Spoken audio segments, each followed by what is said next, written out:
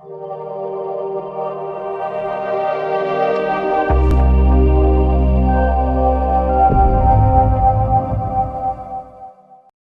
राजस्थान के YouTube channel में आपका हार्दिक स्वागत है। राजस्थान सेवा नियम अध्याय 2, इसके पहले अपने 2 क्लासें लगा चुके। अब तीसरी क्लास में परिभाषाएं 7:11 से लेकर 7:40 तक का अध्ययन करेंगे। आरएसआर के नियम 7:11 जो है उसमें विभागाध्यक्ष के बारे में बताया गया है। विभागाध्यक्ष कौन होता है? वह अधिकारी जिसे राज्य सरकार के द्वारा इन नियमों के प्रयोजनार्थ विभागाध्यक्ष घोषित कर दिया जाए, वह विभागाध्यक्ष होता है। विभागाध्यक्ष के बारे में जो राजस्थान सरकार का जो रूल है, इसमें परिशिष्ट 14 में जो है उसकी सूची दी गई हुई है, जिससे राजस्थान सेवा नियम भाग 2 के परिशिष्ट 14 में जो अधिकारियों की सूची है उन्हें विभागाध्यक्ष में शामिल किया गया है। इसमें एक क्वेश्चन बढ़ता है, विभागाध्यक्ष से संबंधित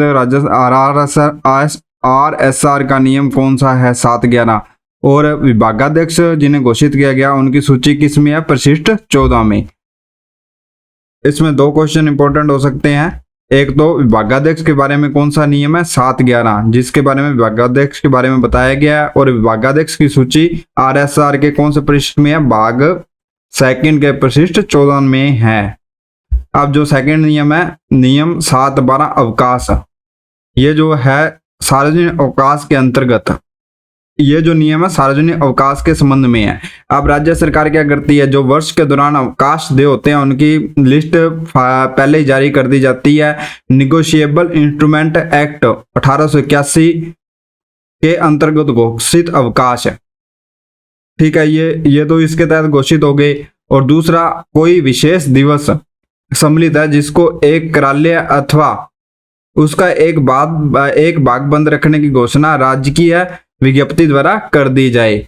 अब मान लो जो पहले अपने सरकार के द्वारा जैसे वर्ष में जैसे 30 अवकाश घोषित कर दिए हैं, जो राजकीय अवकाश है विभिन्न, जैसे दीपावली, रक्षाबंधन, इसके। और उसके बाद जैसे राज्य सरकार बीच में क्या करती है, कोई विशेष जयंती या त्योहार आ गया, उस दिन किसी विशेष विज्ञप्ति जारी करके उसको कार्यालय बंद रखने की घोषणा कर देती है, तो वो भी अवकाश की श्रेणी में आएगा। अब इसमें एक ध्यान रखने वाली जो है ये बात है कि जो नियम 7:12 है ये सार्वजनिक अवकाश से संबंधित है, सार्वजनिक अवकाश। उसके बाद आता है नियम 7:13 जो मानदेय से संबंधित है। अब इसको अपने ये जो नियम है इसमें वेतन और मानदेय में बहुत अंतर होता है। वेतन जो होता है मासिक भुगतान जो निर्धारित होता है, इसमें मानदेय में क्या फर्क है इसको अपने डिस्कस करेंगे। एक राज्य कर्मचारी को अनावर्तक राशि के उस भुगतान से है जो सामयिक अथवा कभी कभी होने वाले अतिरिक्त कार्य के लिए भारतीय या राज्य की संचित निधि से स्वीकृत किया जाता है। मानदेय जो किससे स्वीकृत किया जाता है? भारतीय या राज्य की संचित निधि से स्वीकृत किया जाता है। अगर कोई कार्य राज्य कर्मचारी के कर्तव्यों का वैधानिक अंश माना जाता है तो उस कार्य को करने के लिए कोई मानदेय नहीं दे होगा। जैसे जो अपने कर्तव्य में शामिल है उस कार्य को करने के लिए कोई भी मानदेय नहीं होता। इसके अलावा किसी विशेष परिस्थिति में कार्यालय समय के बाद भी कार्य करना राज्य कर्मचारी का उत्तरदायित्व है, अतः मानदेय दे नहीं है।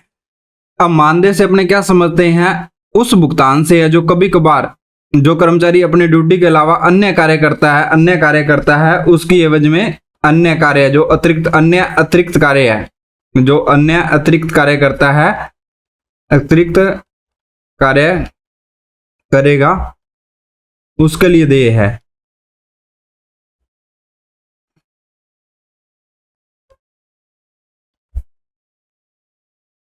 हम इसे अच्छे ढंग से ऐसे समझ सकते हैं, जैसे मान लो कि एक टीचर है, उसका कर्तव्य स्कूल में एजुकेशन देना, मतलब शिक्षा देना है।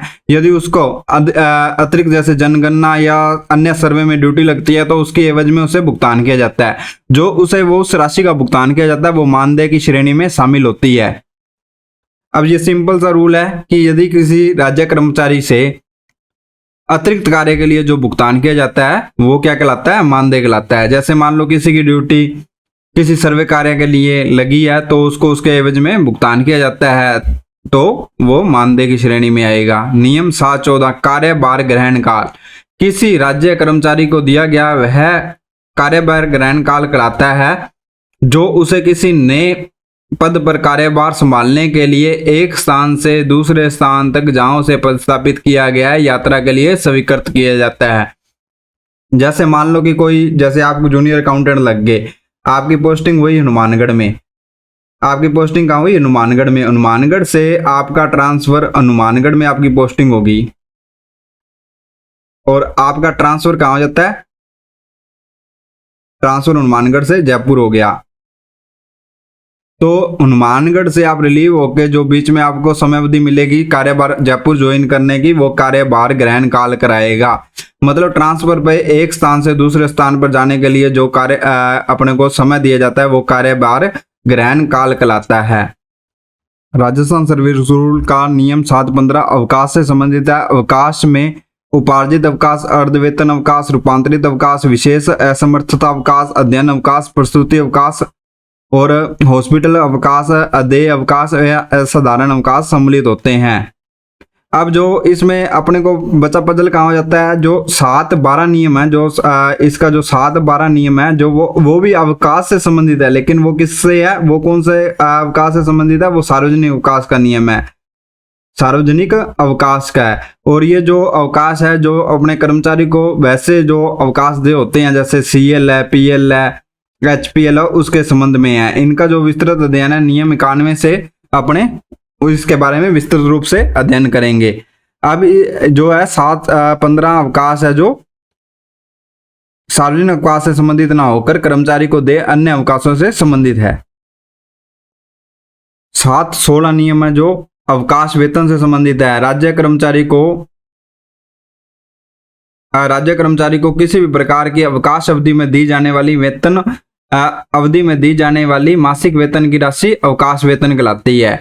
जैसे मान लो कि कर्मचारी को HPL ले ली, जैसे उसने मेडिकल चिकित्सा अवकाश ले लिया, उसके बाद में जब वो ज्वाइन करता है तो उसको उस अवधि में दी जाने वाली मासिक वेतन है जो अवकाश वेतन कहलाएगी। और नियम 7-17 पदाधिकार लियन से संबंधित है। एक राज्य कर्मचारी द्वारा किसी भी स्थायी पद को स्थायी रूप से धारण करने के अधिकार को पदाधिकार कहते हैं। इसमें एक सावधि पद भी शामिल है जिस पर राज्य कर्मचारी स्थायी रूप से नियुक्त किया गया है। दूसरे शब्दों में, जब नियमित रूप से नियुक्त एक राज्य कर्मचारी को नियमानुसार किसी स्पष्ट रूप से रिक्त स्थायी पद पर स्थायी कर दिया जाता है तो उसे उस पद पर को धारण करने का अधिकार प्राप्त हो जाता है। इसे ही पदाधिकार कहते हैं। मान लो आप TRA लग गए, उसमें क्या है कि आपका जब प्रोबेशन क्लियर हो जाएगा तो आपका स्थायीकरण कर दिया जाएगा, जो वो आपका लियन बन जाएगा। जो 7-18 नियम स्थानीय निधि से संबंधित है। स्थानीय निधि से तात्पर्य स्थानीय निगमों, निकायों व संस्थाओं के उस राजस्व से है जिन पर राज्य सरकार द्वारा प्रत्यक्ष या परोक्ष नियंत्रण किसी भी कानून अथवा उसके अंतर्गत प्रकाशित नियमों के माध्यम से रहता है। उदाहरण के लिए नगर पालिकाओं का बजट स्वीकार करना, विशिष्ट पद सर्जित करने को उसकी स्वीकृति देना एवं उन्हें भरने की स्वीकृति देना एवं सेवा नियम बनाना। राज्यपाल के विशेष आदेशों से किसी संस्था या निकाय के राजस्व को स्थानीय निधि घोषित कर दिया जाए तो वह राजस्व स्थानीय निधि कहलाता है। अब इसमें अपने को देखने वाला स्थानीय निकाय कौन से हैं? स्थानीय निधि वाले जो निधि वाले निकाय हैं वो कौन से होते हैं? एक तो नगर पालिका, नगर परिषद, ठीक है। और दूसरा क्या आता है? पंचायत समिति, इसका अपर रूप होगा जिला परिषद। इनकी भी खुद की निधि होती है। अब इसमें सिंपल सा अपने ये समझ सकते हैं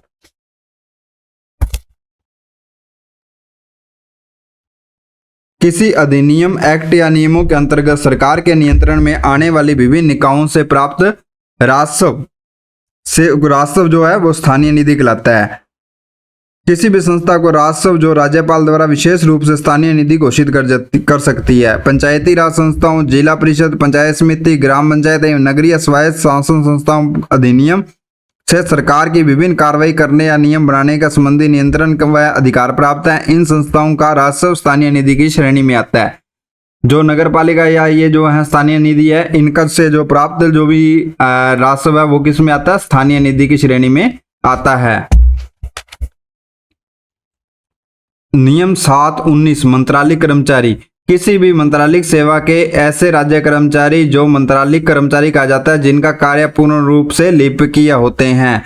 मंत्रालयिक कर्मचारी अधीनस्थ सेवा के वे कार्मिक हैं जिनकी सेवाएं पूर्ण रूप से क्लेरिकल प्रवृत्ति की हों, जो पद सरकार द्वारा मंत्रालयिक श्रेणी में घोषित कर दिए गए हों, वो क्या होते हैं, मंत्रालयिक सेवा के होते हैं। जैसे उदाहरण के लिए लिपिक है, जो लिपिकीय कार्य है, मतलब लिपिक जैसे अपने लिपिक जिसे अपने अब ये जूनियर असिस्टेंट बोलते हैं, जूनियर असिस्टेंट, ये क्या है, इसका पद है, मंत्रालयिक श्रेणी का पद है।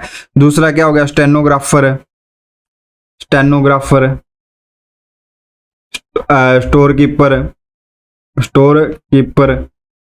ये सब पद कौन से हो गए, लिपिकीय प्रवृत्ति के पद हो गए हैं। नियम 720 माह अर्थात कैलेंडर माह। माह से तात्पर्य एक कैलेंडर माह से है, माह का तात्पर्य एक कैलेंडर माह से है। महीने एवं दिनों के रूप में अवधि की गणना के लिए प्रथमतः पूर्ण माह गिने जाने चाहिए तथा बाद में माह के शेष दिनों की संख्या जोड़ देनी चाहिए।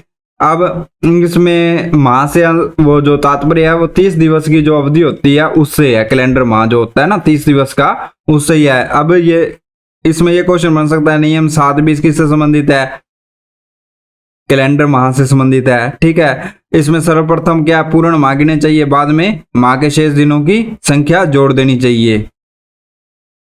नियम 721 को जो है विलोपित कर दिया गया है। इसे जो विलोपित कब किया गया है, अब ये ध्यान रखने योग्य क्वेश्चन है। इसे विलोपित 1 जनवरी 1965 द्वारा विलोपित किया गया है। जो आदेश क्रमांक है इसका वित्त विभाग के आदेश क्रमांक F153 FD रूल्स 61 दिनांक 1 जनवरी 1965 द्वारा इसे विलोपित कर दिया गया है। अब ये नियम RSR में नहीं है, ये लैप्स कर दिया गया है। उसके बाद आता है नियम 722 स्थायी कर्मचारी, स्थायी नियोजन के कर्मचारी या स्थायी कर्मचारी।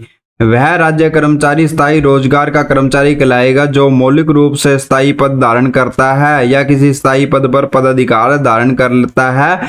यदि उसका पदाधिकार निलंबित नहीं किया जाता है तो वह स्थायी पद पर अपना पदाधिकार रखता है। इसमें अपने सरल भाषा में समझ सकते हैं, स्थायी कर्मचारी से तात्पर्य है वे राज्य कर्मचारी हैं जो किसी स्थायी पद पर स्थायी रूप से कार्य करते हैं या उनका किसी स्थायी पद पर पदाधिकार होता है। उसके बाद आता है नियम 723 जो संस्थापन या कार्यवाहक से संबंधित है।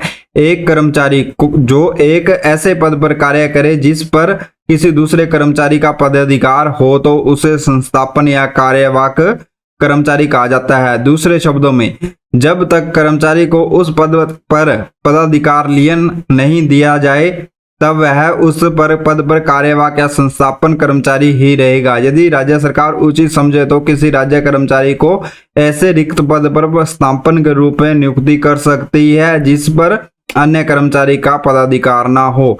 इसमें अपने सिंपल तरीके से यूं समझ लेते हैं, कार्यवाहक, कार्यवाहक को कैसे समझ सकते हैं, जैसे मान लो कि डिस्ट्रिक्ट में कलेक्टर साहब होते हैं,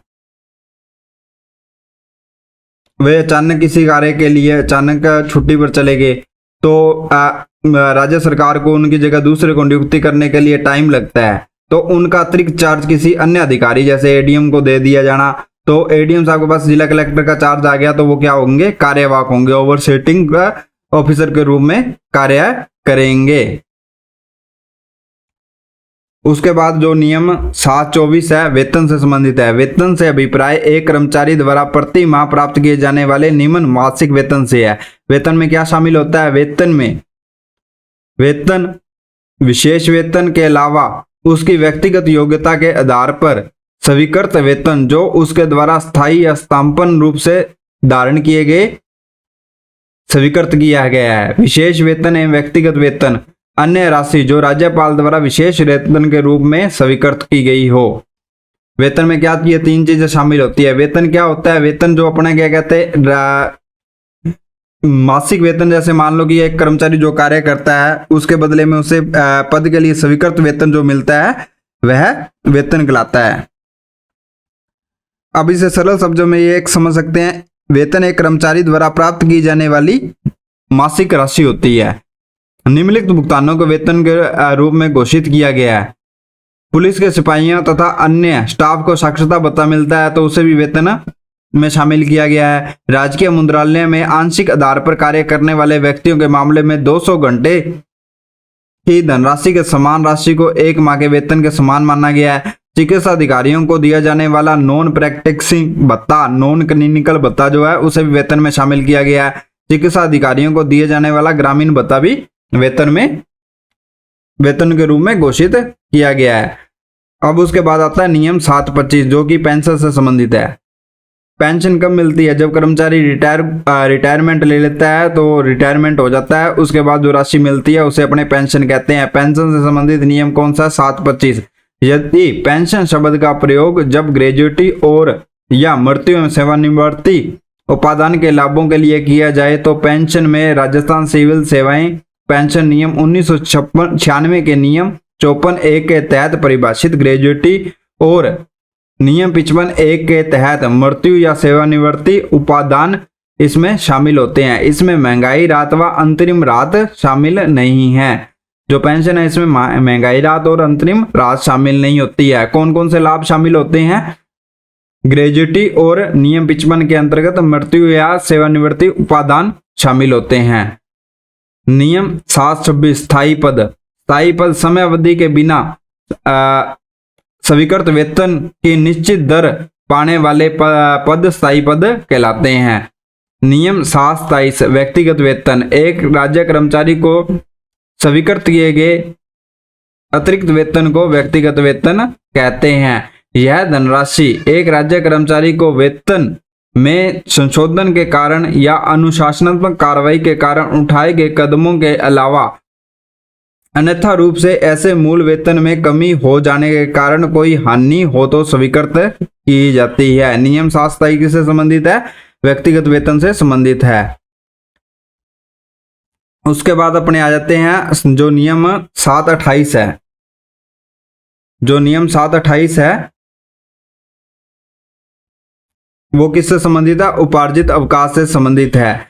नियम 728 उपार्जित अवकाश। सेवा में व्यतीत किए गए समय के आधार पर अर्जित अवकाश उपार्जित अवकाश कहलाते हैं। उपार्जित अवकाश को शॉर्ट में अपने क्या बोलते हैं? पीएल बोलते हैं। पीएल बोलते हैं। ये एक साल में एक कर्मचारी को 30 दिन की पीएल डे होती है जिसमें से वो 15 दिवस का तो नगद लाभ ले सकता है। 15 दिवस का अपना मतलब जो या उसका कैश वेतन का जो आधा एक जो माह का वेतन होता है उसका कैश करवा सकता है 15 दिवस का तो, और 15 दिवस की जो एक कर्मचारी के खाते में जुड़ जाती है।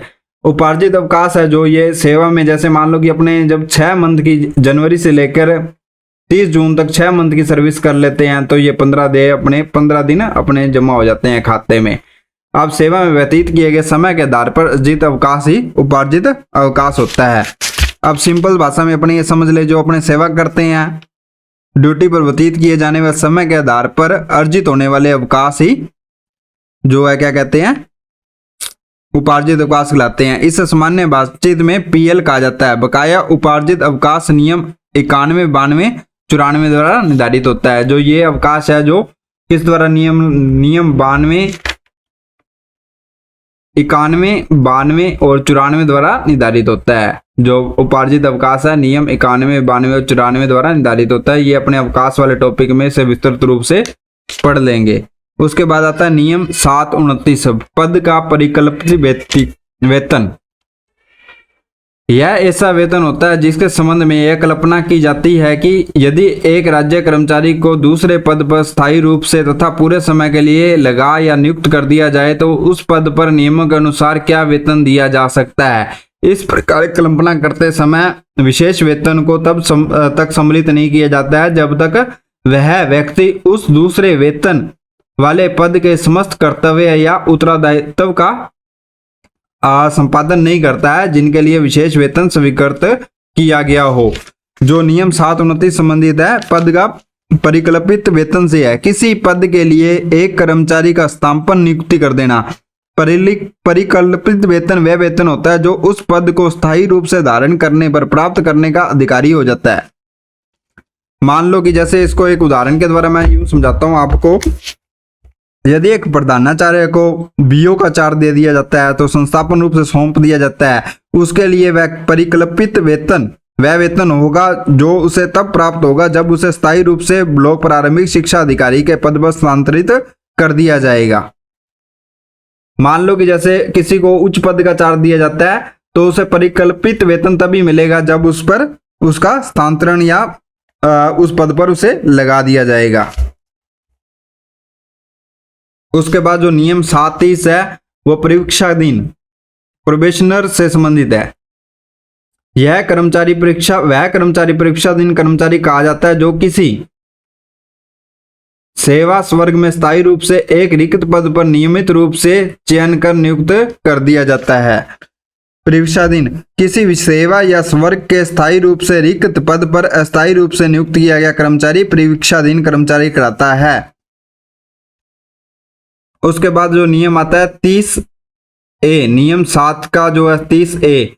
अब 30 जो नियम है उसमें दो भाग हैं, 30 और 30A, जिसे 30 हिंदी में अपने लिखेंगे तो 30 क्या भी लिखा आ सकता है या 30, ठीक है। एक व्यक्ति परीक्षाधीन परीक्षार्थी कहलाएगा जिसे राज्य सरकार द्वारा किसी स्वर्ग विभाग के किसी स्पष्ट रूप से लिखित पद के विरुद्ध नियमित आधार पर चयन प्रक्रिया पूर्ण कर सीधी भर्ती के माध्यम से उस पद के संबंध में प्रशिक्षण के लिए नियत मासिक भुगतान पर 2 वर्ष के लिए नियुक्त किया जाता है। अब मान लो कि जैसे आपकी नियुक्ति जूनियर अकाउंटेंट हो जाती है, जूनियर अकाउंटेंट में हो जाती है, जूनियर अकाउंटेंट में आपकी नियुक्ति हो जाती है तो 2 वर्ष का जो आपका सेवा काल, जो 2 वर्ष का सेवा काल होगा, 2 वर्ष सेवा काल होगा, उसमें आप जो कार्य करोगे वो एक प्रोबेशनर ट्रेनी के रूप में कार्य किया जाएगा। जो ये नियम है 730A प्रोबेशनर ट्रेनी से संबंधित है। विशेष वेतन, उसके बाद आता है नियम 731 जो कि विशेष वेतन से संबंधित होता है। विशेष वेतन किसी कर्मचारी के वेतन में एक ऐसी वृद्धि को विशेष वेतन कहते हैं जो विशेष रूप से कर्तव्यों की कठिन प्रकृति के कारण देय हो या उसके कार्य अथवा उत्तरदायित्वों में विशेष वृद्धि हो जाने के कारण स्वीकृत किया जाता है।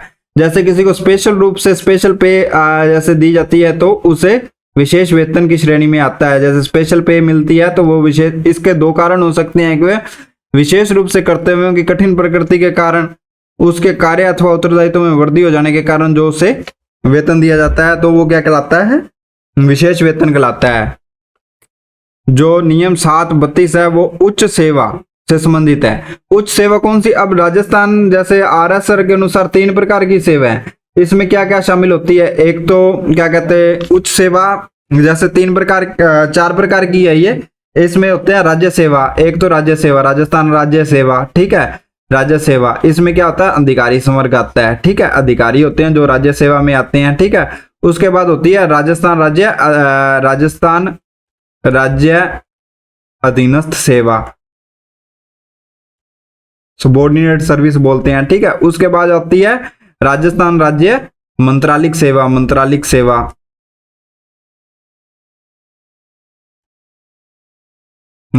सेवा, ठीक है। उसके बाद चौथे नंबर पर क्या आ जाती है, चतुर्थ श्रेणी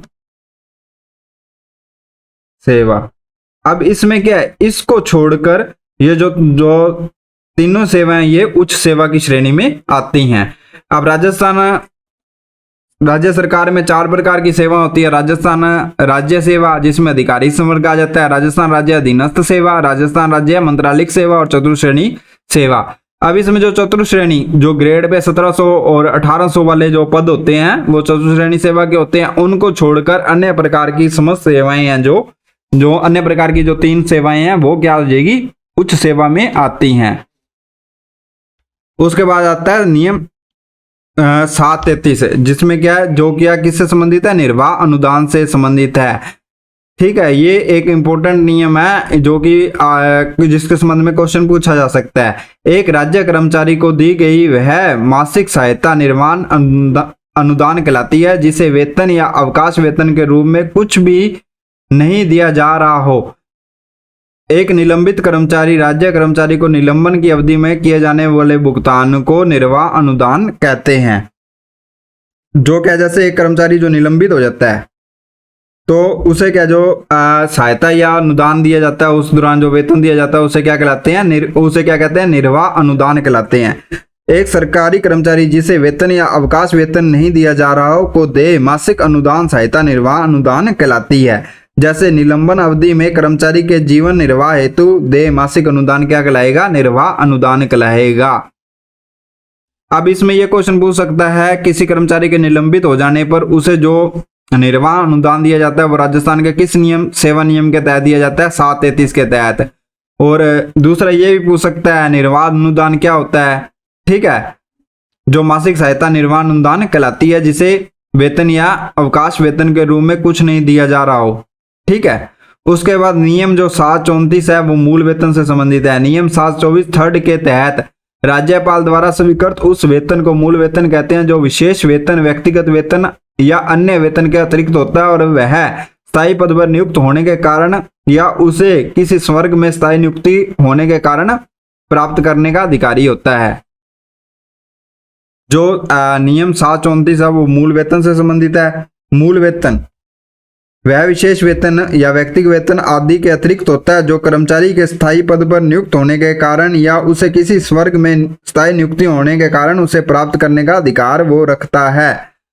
जो 734 नियम संबंधित है वो किससे संबंधित है, स्थायी नियुक्ति से संबंधित है। किसी राज्य कर्मचारी को ऐसे स्थायी पद पर नियुक्ति स्थायी नियुक्ति कहलाती है जिस पर वह पदाधिकार अर्जित कर लेता है।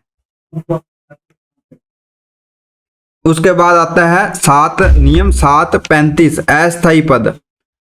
ऐसा पद अस्थायी पद कहलाता है जो एक वेतनमान में निश्चित समय या अवधि के लिए सर्जित किया जाए। जैसे मान लो कि किसी नगर पालिका या नगर परिषद में, ठीक है, 1 वर्ष के लिए कोई योजना आई, जैसे राजीविका वाली योजना आ गई। राजीविका के संबंध में सरकार कोई योजना लेके आई, ठीक है, राजीविका के संबंध में। तो सरकार ने एक परियोजना अधिकारी का पद 1 वर्ष के लिए सर्जित कर दिया।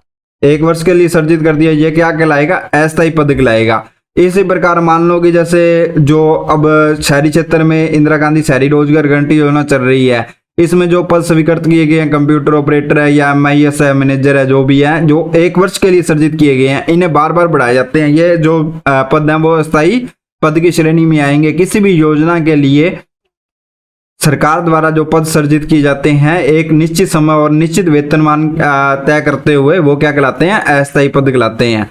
नियम 736 सावधि पद। ऐसा पद सावधि पद कहलाता है जिसे एक अधिकारी एक निश्चित अवधि से अधिक समय तक के लिए धारण नहीं कर सकता। संदेह की दशा में सरकार ही निर्णय करेगी कि अमुक पद सावधि पद है या नहीं।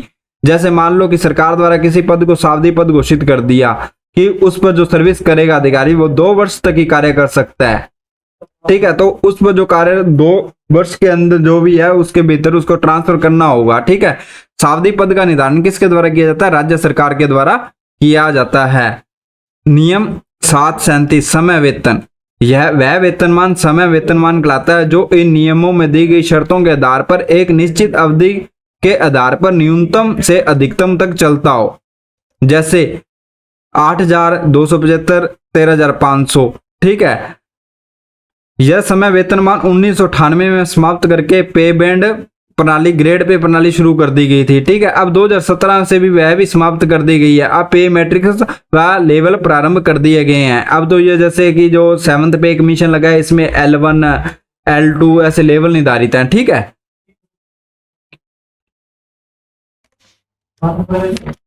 उसके बाद जो नियम 738 वह कैसे संबंधित है, स्थानांतरण से संबंधित है। स्थानांतरण ट्रांसफर किसी भी राज्य कर्मचारी का जहां वह नियुक्त है उस स्थान से किसी अन्य स्थान पर निम्नलिखित कारणों से स्थानांतरण कहलाता है। 1 नंबर, नए पद पर कार्यभार संभालने के लिए उसके मुख्यालय व स्थान के परिवर्तन के फलस्वरूप जो भी होता है उसे ट्रांसफर कहते हैं। मान लो कोई कर्मचारी जैसे कि जयपुर में नियुक्त है, जयपुर के किसी कार्यालय में नियुक्त है, उसका ट्रांसफर उस कार्यालय से उससे दूसरे कार्यालय में कर देना, दूसरे कार्यालय में कार्यालय में लगा देना ट्रांसफर की श्रेणी में आता है, ट्रांसफर की श्रेणी में आता है। मान लो कोई डिस्ट्रिक्ट कलेक्टर के ऑफिस में कार्यरत है, उसे चेंज करके अपने एसडीएम ऑफिस में नियुक्त कर दिया, तो वह क्या कहेगा, ट्रांसफर की श्रेणी में आएगा। नियम 739 विश्रामकालीन विभाग।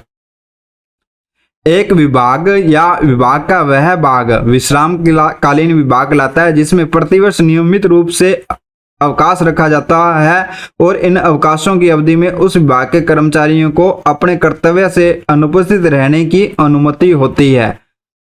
महाविद्यालय, स्कूल, शिक्षण संस्थाएं विश्रामकालीन विभाग की श्रेणी में आते हैं। कोई विभाग अथवा विभाग का वह भाग विश्रामकालीन विभाग लाता है जिसमें नियमित रूप से अवकाशों की अनुमति होती है और इस दौरान उस विभाग के सेवारत कर्मचारियों को अपने कर्तव्य से अनुपस्थित रहने की छूट होती है। उदाहरण, शिक्षा विभाग, उच्च न्यायालय, जिला एवं सत्र न्यायाधीश, जैसे इन्हें एक निश्चित अवधि के लिए अवकाश दे होते हैं, जैसे ग्रीष्मकालीन अवकाश। तो कौन कौन से? महाविद्यालय है, जो स्कूल है, शिक्षण संस्थाएं हैं, और न्यायालय जो सत्र न्यायालय है या जिला न्यायालय है, वो भी विश्रामकालीन विभाग की श्रेणी में आते हैं। नियम 740 पेंशन के अयोग्य संस्थापन। ऐसे संस्थापन को पेंशन के अयोग्य संस्थापन कहा जाता है जिसमें वेतन का भुगतान राजकीय बजट में स्वीकृत अधिकारियों का संवेतन या संस्थापन सवेतन मद से नहीं किया जाकर कार्यालय व्यय या अन्य प्रभार से किया जाता है। उदाहरण के लिए, कार्यालय की सफाई के लिए 10,000 मासिक पर प्रातः 2 घंटे के कार्य दिन के आधार पर रखा गया व्यक्ति जो है वो क्या कहलाता है? कार्यभार कर्मचारी होता है। उसे जो भुगतान किया जाता है वो किस श्रेणी में आता है? पेंशन के अयोग्य संस्थापन की श्रेणी में आता है। ग्रीष्मकालीन अवकाश की अवधि में 3 माह के लिए पानी पिलाने के लिए रखा गया अंशकालीन व्यक्ति, बागवान आदि को जो भुगतान है वो पेंशन के अयोग्य संस्थापन से किया गया भुगतान है। इसे क्या ऑफिस एक्सपेंडिचर की श्रेणी से भुगतान किया जाता है। अब जैसा कि मित्रों आपको ध्यान है, अपनों ने पहले 2 क्लासों में इसके कुछ नियम पढ़ लिए थे, ठीक है। अब इसके जो 740 तक अपनों नियम पढ़ लिए हैं। अब इसमें जो इंपॉर्टेंट क्वेश्चन बनते हैं, पहले तो इसका अपने क्विक रिव्यू करेंगे, उसके बाद आपको इसके आंसर कराए जाएंगे, ठीक है। जो क्वेश्चन आंसर है वो करवाए जाएंगे। यदि आपको हमारी क्लास अच्छी लगी हो तो लाइक सब्सक्राइब करना ना भूलें।